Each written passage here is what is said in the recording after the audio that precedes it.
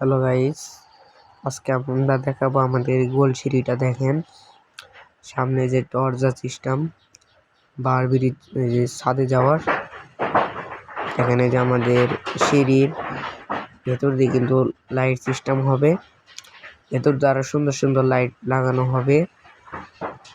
এখানে আমাদের সিঁড়িটা অনেক কিন্তু সুন্দর গোল রাউন্ড সিঁড়ি দেওয়া হয়েছে, টাইলস সাদা।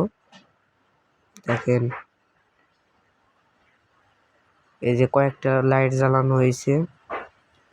এই যে আমাদের সিঁড়ির থাকটি 22টা।